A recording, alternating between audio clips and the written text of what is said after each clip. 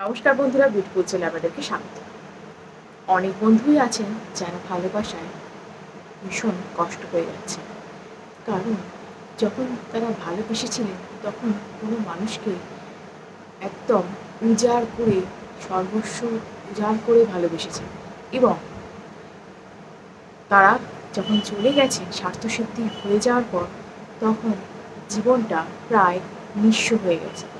কারণ যখন ওই মানুষটা ভালোবেসেছেন বা যখন আমাদেরই কোনো বন্ধু যখন ভালোবেসেছেন জীবনে, তখন সেই যে মানুষটা, যে ভালোবাসার মানুষটা, তাকে সেই ভালোবাসাটা বোঝানোর জন্য, তার প্রতি কেয়ারিং দেখানোর জন্য, বা যেটা ভেতর থেকে আসে, কেয়ারিংটা দেখানোর কথাও না, যে কেয়ারিং ব্যাপারটা তুলে ধরার জন্য তার জন্য যথাসর্বস্ব করেছেন, যথাসর্বস্ব।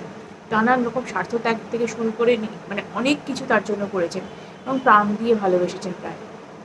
কিন্তু সেই মানুষটা ততদিনই তার সাথে ছিলেন যতদিন তার স্বার্থসিদ্ধি না হয়েছে। স্বার্থসিদ্ধি হওয়ার আগে অবধি তিনি ভীষণ আপন ছিলেন, ভীষণ আপনার্য ছিলেন। তারপরে তিনি কাঁদিয়ে চলে গেছেন, তুচ্ছ কোনো কারণ দেখিয়ে চলে গেছেন। কখনো বলেছেন যে বাবা মা না তোমাকে মেনে নেবে না, কখনো বলেছেন যে আমার ইনকামটা ভীষণ লো, তাই তুমি ওখানে অ্যাডজাস্ট করতে পারো। কখনো এটা বলেছেন যে, কারো কারো ক্ষেত্রে এটাও বলেছেন যে তুমি না আমাদের সোসাইটিতে ঠিক অ্যাডজাস্ট করে নিতে পারবে না, আমাদের সোসাইটি ভীষণ ভীষণ হাই, এরকম নানা কারণ দেখিয়ে করেছেন। তাছাড়াও কেউ কেউ বলেছেন আমাদের কাস্ট আলাদা, আমাদের দুটো পরিবার কখনোই মেনে নেবে না। কিন্তু যখন ভালোবেসেছেন, যখন প্রেম করেছেন, সেই মানুষটা যখন কাছে এসেছেন, তখন তিনি তো এত কিছু ভাবেননি। তিনি তো তখন মানে অনেক ভালোবাসার অনেক কথাই বলেছিলেন, অনেক বুলি আওড়েছিলেন, এটাই বলতে হয়। তিনি তো কখনো বলেননি, কখনো বোঝাননি যে তিনি চলে যেতে পারেন। তিনি তখন বলেছেন তুমিই আমার সব, তুমিই আমার জানেমান, যা কিছু বলার তাই কিছু বুঝিয়েছেন। অনেক ফলস প্রমিসেস করেছেন যে তোমায় ছাড়া আমি বাঁচবো না, তোমাকে ছাড়া আমি থাকতে পারবো না, এবং নানানভাবে তার সাথে থেকে তাকে নানান রকমভাবে আমি ইউজ করাই বলছি। কারো কারো ক্ষেত্রে কেউ আমি বলবো যে আর্থিক দিক থেকে লাভবান হয়েছেন, কেউ কেউ মানসিক দিক থেকে প্রশান্তি লাভ করেছেন। অনেকের যেমন হয় না যে একটা সম্পর্ক একজনের সাথে কিছুদিন থাকলেন, তারপর আবার আরেকজনের সাথে কিছুদিন সম্পর্কে গেলেন, আবার আরেকজনের সাথে কিছুদিন সম্পর্কে থাকলেন, মানে এই সম্পর্ক ভাঙা এবং গড়াটাই তাদের নেশা। মানে বিভিন্ন রকম সম্পর্কের মধ্যে আমরা থাকি, এক জায়গায় আমি থাকতে পারি না, আমাকে প্রচুর লোক চায়, মানে এইরকম তাদের নেচারটা আর কি। মানে আমি একদম কুল ক্যাসানোভা টাইপ, আমাকে ভীষণ সবাই ভীষণ ভালোবাসে, ভীষণ পছন্দ করে, আমার জন্য সবাই পাগল। তিনি শুধু পুরুষ বলছি না, পুরুষ মহিলা দু ধরনের মানুষের কথাই বলছি। প্রত্যেকের কাছেই মন আছে, যে কেউ মন ভাঙতে যে কেউ পারে। তিনি মহিলাও মন ভাঙেন, পুরুষও মন ভাঙেন। তাই যিনি এই কাজ করেন, যারা এই কাজ করে থাকেন, এই তাদের কথাই বলছি, তারা এরকম অনেকেই এরকম করে থাকেন যে অপর মানুষটার কথা না ভেবে, না চিন্তা করে তার সাথে জড়িয়ে পড়েন, তাকে নানান রকম মিথ্যা আশ্বাস দেন এবং তাকে নানান রকমভাবে ব্যবহার করে চলে যান, তার ভালোবাসার ফায়দা তুলে চলে যান। এবং এই দিকের মানুষটা, যিনি অত্যন্ত ভালোবেসেছিলেন, নিঃস্বার্থভাবে ভালোবেসেছিলেন, যিনি সর্বস্ব ত্যাগ করতে রাজি ছিলেন, তিনি অনেক কষ্ট করেছেন এই সম্পর্কটাকে ধরে রাখার জন্য, কিন্তু শেষমেশ পেরে ওঠেনি। কারণ ওই দিকের মানুষটা তো তৎপর ছিলেন ভালোবাসাটা ভেঙে দেওয়ার জন্য। তাই তিনি কি করে একলা এই সম্পর্কটাকে এগিয়ে নিয়ে যেতে পারতেন, তিনি কি করেই বা ধরে নিয়ে যেতে পারতেন? এই সম্পর্কটা তার একার পক্ষে তো বয়ে বেড়ানো সম্ভব ছিল না, তাই তিনি পারেন উনি করতে। সেই মানুষটা সম্পর্কটা ভেঙে দিয়েছে। এবার এদিকের মানুষটা, আপনার মনে হচ্ছে যে জীবন বুঝি দুর্বিষহ হয়ে গেল, এই মানুষটা আমাকে নিঃস্ব করে দিয়ে চলে গেল। কিন্তু স্টোইসিজমের সৃষ্টিকর্তা, ফিলোসফার বা দার্শনিক এপিক্টেটাস বলছেন যে এই যে রিলেশনশিপে যখন ভেঙে যায়, তখন কিন্তু, বা মানুষ যখন আমাদের থেকে বিচ্ছেদ হয়ে যায়, তখন কিন্তু কি হয় যে কিছু জিনিস মানুষের নিয়ন্ত্রণে থাকে জীবনে, কিছু জিনিস মানুষের নিয়ন্ত্রণে থাকে না। দেখুন, অন্য কোনো মানুষ কি ভাবছেন, কি করবেন, কী করা উচিত, তিনি কি সিদ্ধান্ত নেবেন, সেটা আপনার হাতে নেই। আপনি কখনো চাইলে ওই টাইমটা ফিরিয়ে আনতে পারবেন না, আপনি কখনো চাইলে ওই জায়গায় আর ফিরে যেতে পারবেন না। যেটা আপনার হাতে রয়েছে সেটা আপনার নিজের চিন্তাধারা, নিজের উদ্যোগ, নিজের সিদ্ধান্ত এবং নিজের ভবিষ্যৎ। হয়তো সেটাকে আপনাকে পাখির চোখ করে লড়াই করতে হবে। তিনি আরও বলছেন যে জীবনে যা কিছু হারিয়ে যায় সে সব কিছুকেই আমাদের ফিরে পেতে হবে এমন কোনো কথা নেই।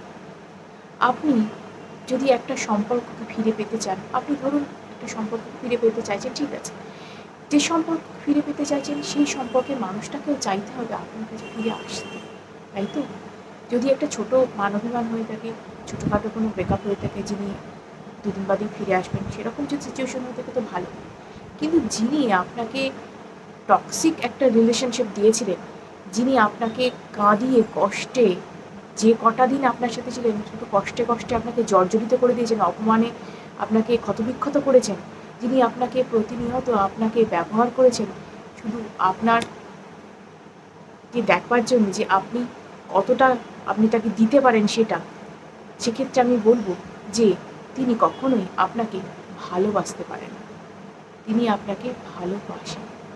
তাই সেই সম্পর্কে, সেই অপমানজনক সম্পর্কে ফিরে যাবেন কি না আপনাকে সিদ্ধান্ত নিতে হবে। তারপরে তো মানুষটাকে চাইবেন, তাই না? তারপরে তো সেই মানুষটাকে ম্যানিফেস্ট করবেন।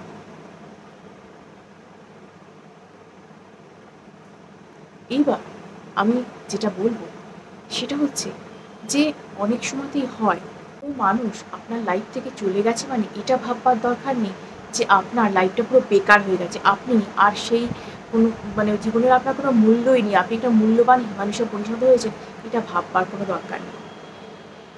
স্টোইসিজম অনুযায়ী আপনার মূল্য আপনার জীবনের সিদ্ধান্ত এবং আপনার কর্মের ওপর নির্ভর করে।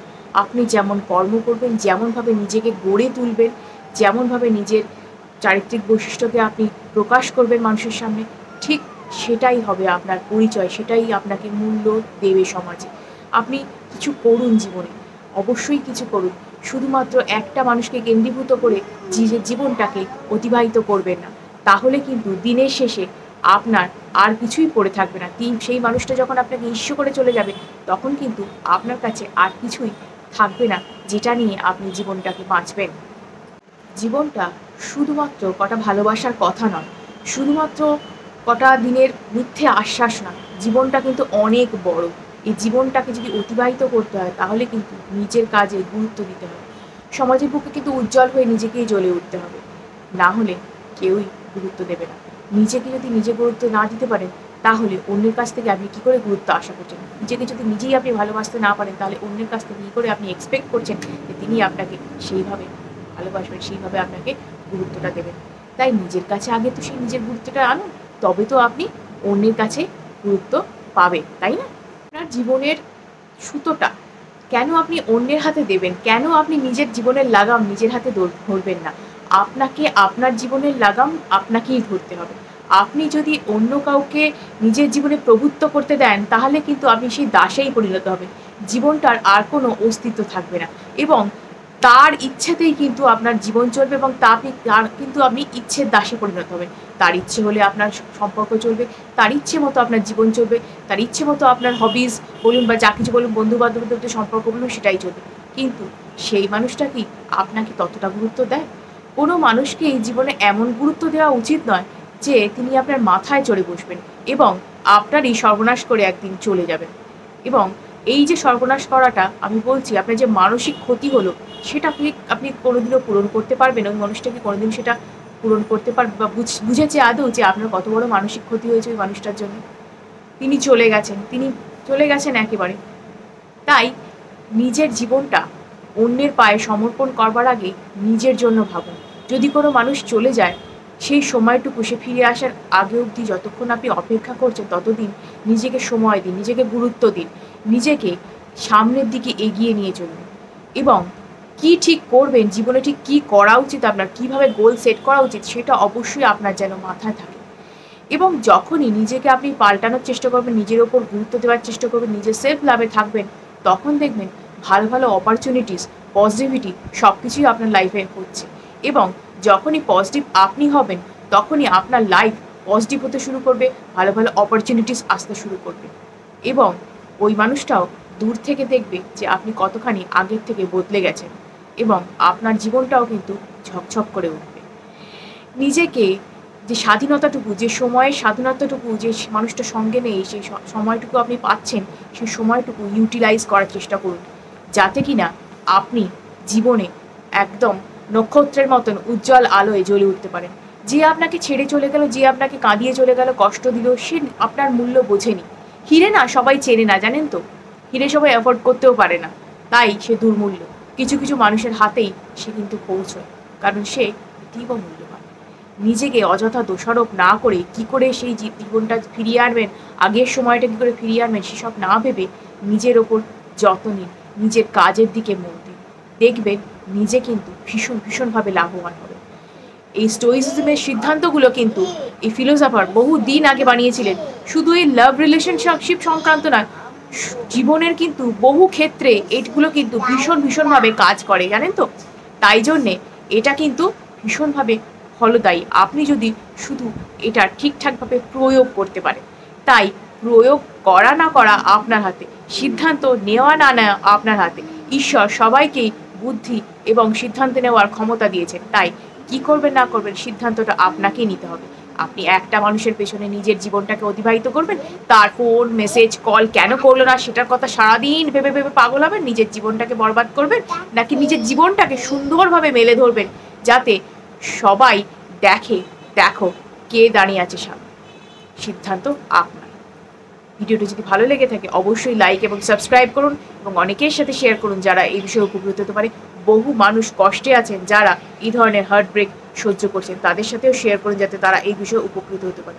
এবং আমার চ্যানেলে যদি আপনারা পেইড ট্যারো রিডিং সংক্রান্ত কোনো বিষয় আপনাদের থাকে তাহলে আপনারা অবশ্যই স্ক্রিনে দেওয়া নাম্বারে যোগাযোগ করুন। জ্যোতিষ সংক্রান্ত ট্যারো রিডিং সংক্রান্ত বিষয়ে জানার জন্য, আমার সাথে যোগাযোগ করার জন্য নাম্বার দেওয়া রয়েছে, অবশ্যই যোগাযোগ করুন। আজকের মতো এইটুকুই।